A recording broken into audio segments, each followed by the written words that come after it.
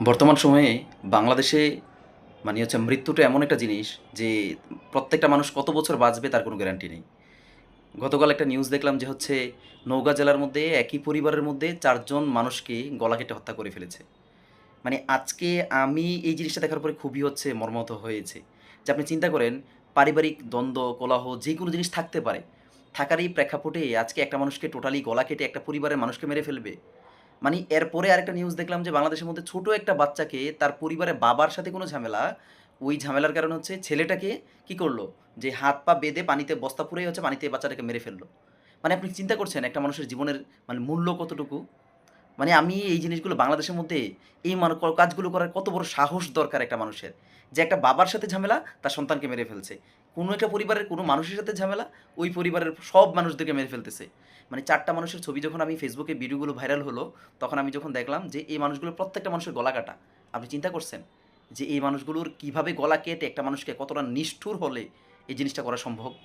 বাংলাদেশের মধ্যে আমার মনে হয় যে এই জিনিসগুলো কিভাবে মানুষ ডিল করে আমি জানি না। যখন মানুষ নিউজগুলো পড়ে তখন কিভাবে মানুষ এই জিনিসগুলো তারা উপলব্ধি করে। আমি যখন এই মৃত্যুর বা এই আত্মহত্যা বা এই দুর্ঘটনার নিউজগুলো পড়ি, আমাকে খুবই কি করে মর্মাহত করে। আসলে বাংলাদেশের প্রশাসনের উচিত আসলে একটা মানুষের মৃত্যুর জানমালের নিরাপত্তা দেওয়া আসলেই উচিত। এভাবে যদি হয় বাংলাদেশের মধ্যে, তাহলে আমি যে নিরাপদ, আমার সাথে যে কারো ঝামেলা হলে বা কারো সাথে আমি স্বেচ্ছায় না করি, কারো সাথে আমার ঝামেলা হয়ে যেতে পারে। আমার পরিবারের যে সিকিউরিটি, এটা কে দিবে? বা আমি যে একটা occurrence ঘটাবো না, তার কোনো গ্যারান্টি আছে নাকি? বাংলাদেশ প্রশাসন যদি এই জিনিসগুলো একটু সুন্দর করে না নেয়, আমার মনে হয় এই জিনিসগুলো এতটা নিষ্ঠুরভাবে বাংলাদেশে প্রকট আকার ধারণ করবে, একটা সময়ের পরে প্রশাসনের আর কিচ্ছু করার থাকবে না। আমরা জুলাই আন্দোলনের সময় দেখেছি দেশের যে পুলিশ প্রশাসনকে কোনোভাবেই মানুষ একেবারে বিন্দু পরিমাণ প্রায়োরিটি দেয় নাই। এটার মূল রিজন কিন্তু তারা তাদের অবস্থান থেকে সরে আসার কারণে। তারা যদি স্ট্রং জোনে কাজ করত, আজকে দেখেন তো এই যে আপনার আর্মিদেরকে বাংলাদেশের মানুষ একটা ভিন্ন প্রেক্ষাপটে দেখে। বা প্রশাসন যারা আছে, আমি বলি না যে এটা আলাদা। প্রত্যেকে প্রত্যেকের জায়গা থেকে যদি ভালোভাবে কাজ করে, প্রশাসন যদি আরও স্ট্রংলি এই বিষয়গুলো ডিল করে এবং শাস্তির মাত্রাটা যদি কনফার্ম করে, বিচার যে ব্যবস্থাটা আছে এটা যদি স্ট্রংলি ডিল করে, যেটা প্রত্যেকটা মানুষের মনের মধ্যে একটা ভীতি তৈরি করে দিতে পারে যে এই জিনিসটা এইভাবে করলে এইরকম শাস্তি হতে পারে, প্রত্যেকটা মানুষ ভয়ে আর এই কাজগুলো করবে না। মানুষের জানমালের নিরাপত্তা সবার আগে দেওয়া উচিত।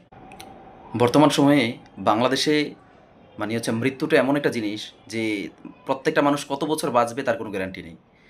গতকাল একটা নিউজ দেখলাম যে নওগাঁ জেলার মধ্যে একই পরিবারের মধ্যে ৪ জন মানুষকে গলা কেটে হত্যা করে ফেলেছে।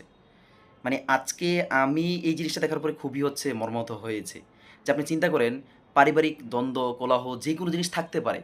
থাকার এই প্রেক্ষাপটে আজকে একটা মানুষকে টোটালি গলা কেটে একটা পরিবারের মানুষকে মেরে ফেলবে।